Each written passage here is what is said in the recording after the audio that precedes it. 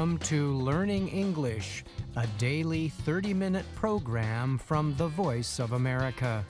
I'm Brian Lynn. I'm Anna Mateo.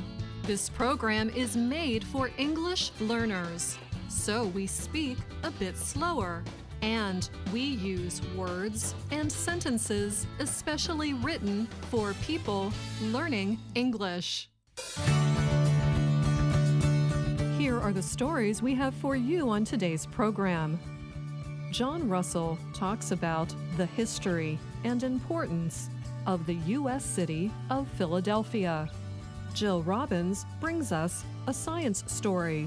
She talks about how scientists have linked a gene to human speech. For words in their stories, we learn about green expressions from Warren Shear. My co-host Brian will return with a short history of moon landings. We will end our 30 minutes together with the lesson of the day. But first, here is John Russell. Philadelphia, also sometimes called Philly, is a big city on the Delaware River in the northeastern state of Pennsylvania. It has about 1.5 million people, estimates from the United States Census Bureau show. William Penn, an Englishman and member of the Christian group known as Quakers, founded Pennsylvania in the 1680s. He also designed the city. Penn chose the name Philadelphia, a term he interpreted to mean city of brotherly love in Greek. Philadelphia is famous for holding an important place in American history. It served as the nation's capital from 1785 to 1790. Earlier, it was the capital of the American colonies during most of the Revolutionary War against Britain. Philadelphia became the central meeting place for the Founding Fathers who created the United States government. The buildings where they worked can be seen today in an area called the Old City, or Independence National Historical Park. The main building is Independence Hall. That was where colonial leaders declared independence and later debated the creation of a government. The National Park Service says more than 2.6 million people visited Independence National Historical Park last year. Close to the park is the National Liberty Museum. It holds a collection of more than 90 paintings and sculptures. They represent the idea that liberty is a freedom that is easily violated. Several blocks away lies the National Constitution Center. This privately operated non-profit museum opened its doors in Philadelphia on July 4th, 2003. It was created to increase public recognition of the Constitution, its history, and its importance today. Visitors are presented with the idea that the most important part of American constitutional democracy is the individual citizen. Rich with tradition, Philadelphia offers plenty for visitors who are less concerned about history and more concerned about their stomachs. There are many food choices for hungry visitors. Reading Terminal Market, for example, is one of the nation's largest public markets. At Reading Terminal Market, visitors can find all kinds of foods, including, of course, Philly cheesesteak. The city is known for these sandwiches. They are made of thin pieces of meat covered with cheese. A cheesesteak is offered with onions and other toppings and served on a long roll. And where might a visitor find the best Philly cheesesteak? That question is the subject of much debate. I'm John Russell.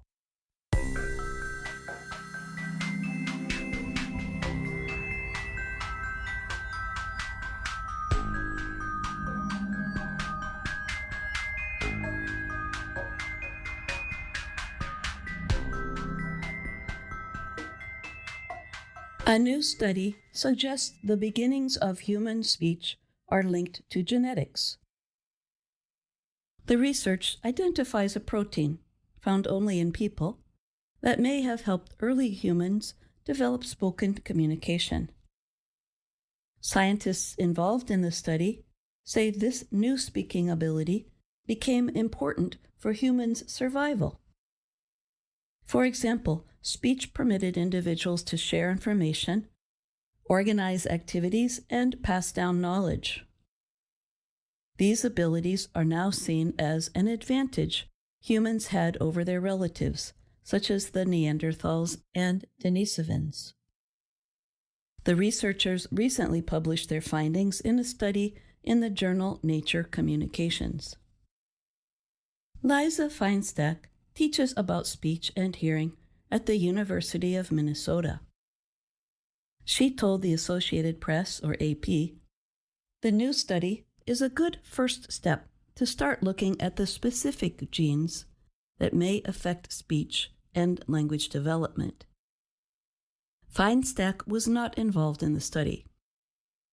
Dr. Robert Darnell has long been studying the protein, called NOVA1, at his laboratory at New York's Rockefeller University.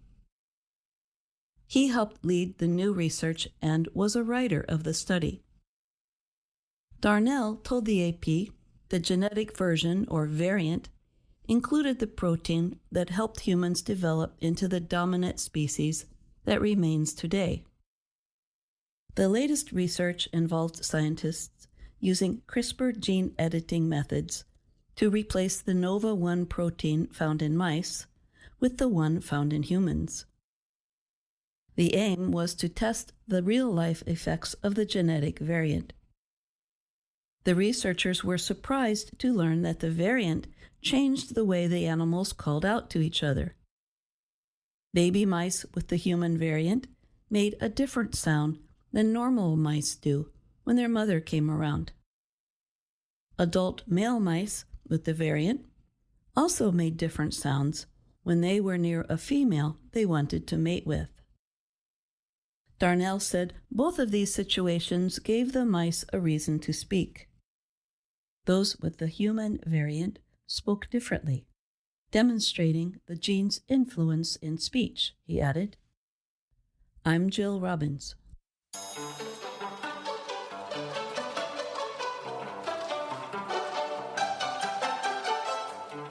Now, the VOA Learning English program, Words and Their Stories. Today, we talk about a color found all throughout nature, green. Green is also very common in American English. Let's hear Warren Shear read a story about these colorful expressions. Green is an important color in nature. It is the color of grass and the leaves on trees. It is also the color of most growing plants. Sometimes the word green means young, fresh, and growing. Sometimes it describes something that is not yet ripe or finished. For example, a greenhorn is someone who has no experience, who is new to a situation. In the 15th century, a greenhorn was a young cow or ox whose horns had not yet developed. A century or so later, a greenhorn was a soldier who had not yet had any experience in battle. By the 18th century, a greenhorn had the meaning it has today: a person who is new in a job. About 100 years ago, greenhorn was a popular expression in the American West. Old-timers used it to describe a man who had just arrived from one of the big cities back east. The greenhorn lacked the skills he would need to live in the hard, rough country. Someone who has the ability to grow plants well is said to have a green thumb. The expression comes from the early 1900s. A person with a green thumb seems to have a magic touch that makes plants grow quickly and well. You might say that the woman next door has a green thumb if her garden continues to grow long after your plants have died. The Green Revolution is the name given some years ago to the development of new kinds of rice and other grains. The new plants produced much larger crops. The Green Revolution was the result of hard work by agricultural scientists who had green thumbs. Green is also the color used to describe the powerful emotion jealousy. The green-eyed monster is not a frightening creature from outer space.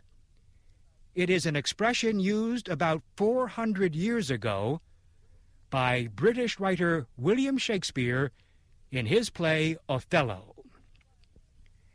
It describes the unpleasant feeling a person has when someone has something he wants. A young man may suffer from the green-eyed monster if his girlfriend begins going out with someone else.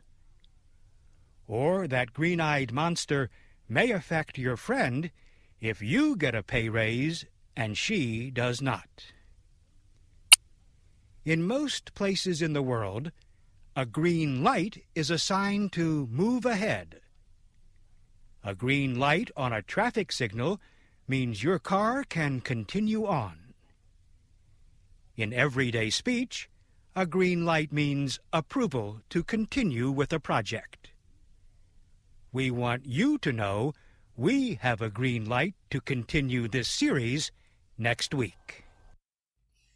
And that's all the time we have for this Words and Their Stories. Don't forget to tune in again for another story about American English expressions. Until next time, I'm Anna Mateo.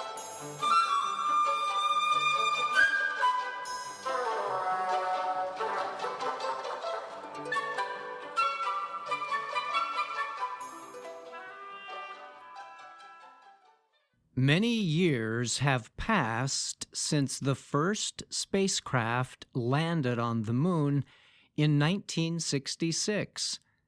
From then until now, there have been many additional attempts, with some succeeding and others failing. Here is a short history of some of these attempts. The Soviet Union's Luna 9 spacecraft was the first to land on the moon. It touched down on the lunar surface in 1966. The landing came after several other Soviet spacecraft either did not reach the moon or crashed on the surface. The American Space Agency, NASA, says Luna 9 was the first spacecraft to carry out a soft landing on the moon. It was also the first to send photographic data from the moon's surface to Earth. Luna 9's landing proved the lunar surface could support the weight of a lander and that an object would not sink into a loose layer of dust, as some models predicted, NASA said. In May 1966, the United States followed with its Surveyor 1 mission. NASA describes this effort as the first of a series of 7 robotic spacecraft sent to the moon to gather data in preparation for NASA's Apollo missions. The successful soft landing of Surveyor 1 was one of the great successes of NASA's early lunar and interplanetary program. Both the U.S. and Soviet Union had other successful robotic landings. Next, the countries aimed to be the first to land humans on the moon. In 1969, NASA successfully landed Apollo 11 astronauts Neil Armstrong and Buzz Aldrin on the moon. The U.S. Apollo program sent 12 astronauts to explore the moon over 6 missions. Apollo 17 was the last in 1972. The U.S. is still the only country to land humans on the moon. NASA officials say the agency's Artemis program aims to return astronauts to the lunar surface possibly by the end of 2026. In 2013, China became the 3rd country to successfully land a spacecraft on the moon. China landed an exploring vehicle, or rover, named Yutu that year. China followed with the Yutu-2 rover in 2019, this time touching down on the moon's unexplored far side. In 2020, China successfully returned samples of rock and dirt collected by the rovers. The mission returned about 1.7 kilograms of lunar material collected from the near side of the moon. Then in 2024, another mission returned rock and soil samples from the less explored far side of the moon. China has said it aims to land its astronauts on the moon by 2030. In 2023, Russia tried its first moon landing in nearly 50 years. The Luna 25 spacecraft was attempting to land near the lunar South Pole, but it is believed to have crash-landed on the moon's surface. The country's last effort before that, Luna 24 in 1976, landed successfully and returned moon rocks to Earth. After its first lander crashed into the moon in 2019, India made its second attempt in 2023. The country successfully landed its Chandrayaan-3 spacecraft on the lunar surface. The mission made India the 4th nation to complete a moon landing.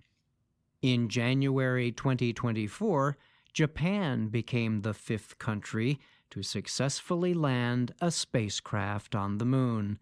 But the slim spacecraft landed upside down. This caused some power and communication problems, but the lander was able to operate for a short time. I'm Brian Lynn.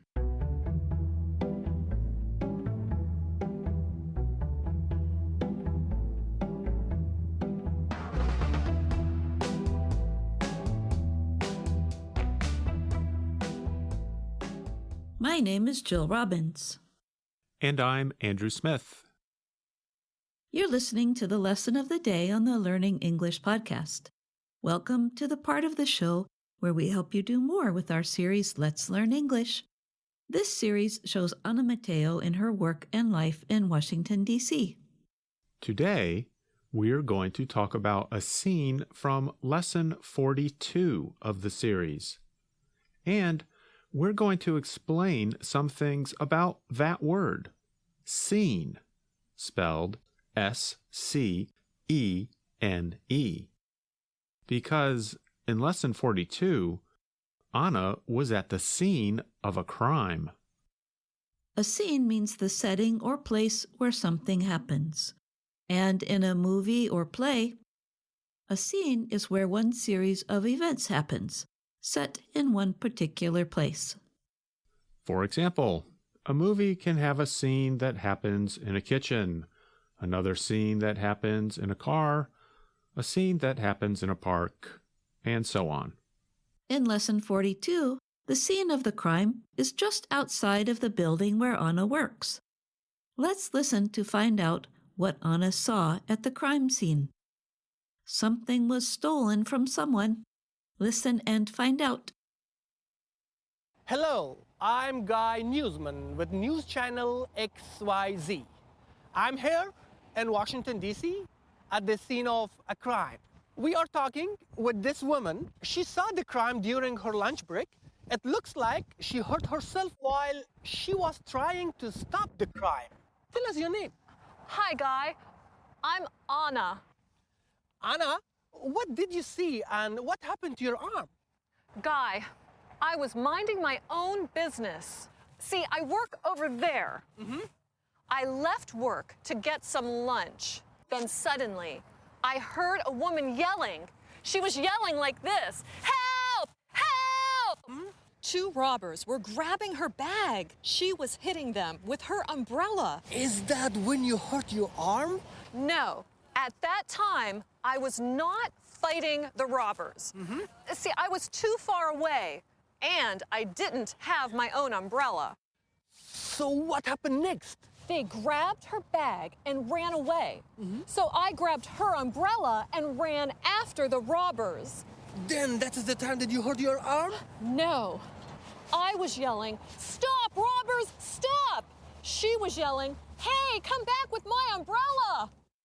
When you watch the video, you can easily see that to grab means to take something quickly and forcefully. The robbers grabbed and stole the woman's handbag, and then Anna grabbed the woman's umbrella. The poor woman has now had two things taken from her. We'll need to listen to more of Lesson 42 later to see if she gets them back. But first, let's talk a little bit more about this word grab. Sure. While grab means to hold or take an object, we also use this verb informally in the expression to grab a bite. That means to get something to eat. Yeah, and when we invite friends to go out, we often say, "Would you like to grab a drink?" Or, "Would you like to grab a bite?" Have you ever noticed how some words sound funny if you say them over and over? Oh, you mean like this? Grab, grab, grab, grab, grab, grab. All right, that's enough. Yes, like that. Well, at least our listeners are getting to hear that word lots of times. I think we might be digressing or getting away from the story of the crime scene. We still don't know how Anna hurt her arm or whether anyone caught the robbers. True, but there's an easy way to find out. Let's listen. Then that is the time that you hurt your arm? No, I was yelling, "Stop, robbers, stop!" She was yelling, "Hey, come back with my umbrella!" Were you afraid? I had no time to be afraid, Guy. Well, I had time while I was resting on a bench. I had a lot of time. Then what happened? The robbers got on a bus, so I ran after the bus. While I was running, I tripped and fell. And that is the time that you hurt your arm? No. While I was lying on the ground, someone stepped on my arm. Ouch, that's too bad. Yeah, and they didn't apologize. Well, then the robbers got themselves kicked off the bus. Why? They didn't pay. You've got to pay when you get on a bus. The police came and took them away. And that's when you hurt your arm? No. Then when did you hurt yourself? Well, Guy, By this time, I was feeling very hungry. So I went to my office to get a snack. Anna, I'm calling for help right now. Hello, yes, please come right away. My coworker is stuck in a vending machine. You hurt your arm in a vending machine buying a bag of chips? I was really hungry, and the bag was stuck. I had to... That's all from News Channel XYZ. This is Guy Newsman saying goodbye. Okay, we have to find ourselves another story, guys. Until next time. Hi, Mom. So, just to be clear, a vending machine has snacks in it, like bags of chips, nuts, or candy bars. You pay for the snacks at the machine, and the machine moves the snack into a place where you can reach it. But like Anna said, sometimes the snacks get stuck, and then you can't reach them, even after you paid. And that's when people sometimes hurt themselves, the way Anna hurt herself, by trying to get the snack that is stuck. I once heard about a man who seriously hurt himself by pulling so hard on a vending machine that the machine tipped over and fell on top of him. That's a high price to pay for a snack. We sometimes do things to ourselves that we wish we didn't do. Jill, I noticed that we just used the pronouns themselves, herself, himself, and ourselves. We use these reflexive pronouns when the subject of the sentence is the same as the object. Right. So instead of saying Anna hurt Anna, we say Anna hurt herself. You can learn more about reflexive pronouns and much more by downloading the lesson plan that comes with Lesson 42 of Let's Learn English. You can find that lesson plan on our website at learningenglish.voanews.com. I think Lesson 42 has some funny scenes that our listeners will enjoy seeing. Now, let's talk a little more about that word, scene. Well, we have the idiomatic expression, to make a scene.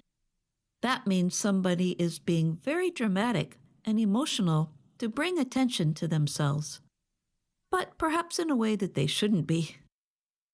When we say someone is making a scene, we are usually criticizing them for being too emotional or upsetting the people around them.